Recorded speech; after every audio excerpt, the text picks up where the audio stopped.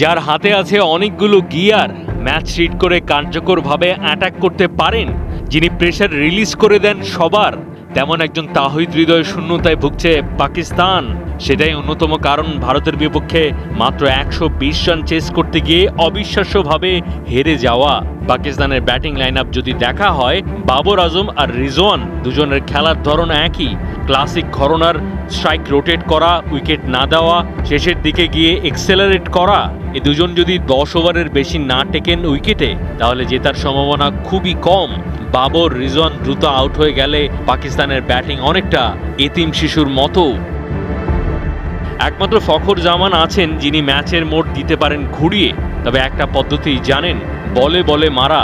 কখনো কখনো যে রয়ে শোয়ে অ্যাটাকে যেতে হবে, কিছুটা ধৈর্যের প্রয়োজন, সেটা সেভাবে বোঝেন না। যেমন প্রায় একই রকম লো স্কোরিং টোটাল চেজে শ্রীলঙ্কার বিপক্ষে ম্যাচে বাংলাদেশের তাওহিদ হৃদয় 6ষ্ঠ ওভারে ব্যাট করতে নেমে 12তম ওভারে গিয়ে হাসারাঙ্গাকে পরপর 3 বলে মেরেছিলেন সিক্সার। আক্রমণের সাথে সময় জ্ঞানের এই এক্স ফ্যাক্টরের ঘাটতি।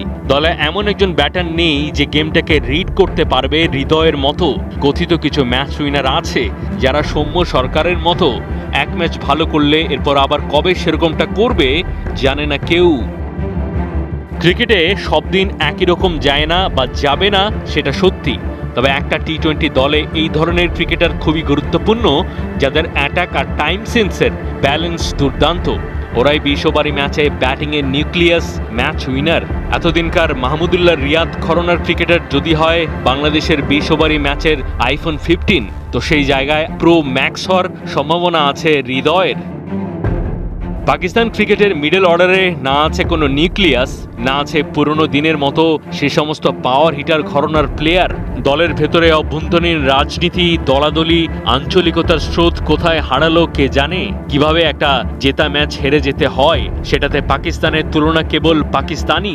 এমনিতে বহু আগে সেখানকার একটা কমেডি শোতে বাংলাদেশ ক্রিকেট টিমকে হেয় করে দেওয়া ডায়লগ এখনও আলোচিত। কথায় আছে, থুথু ওপরের দিকে ফেললে সেটা পড়ে নিজের গায়ে। নিয়তির খেল বোধহয় একেই বলে।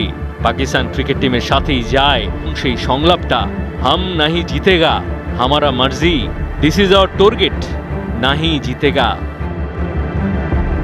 মাহদি হাসান, 71।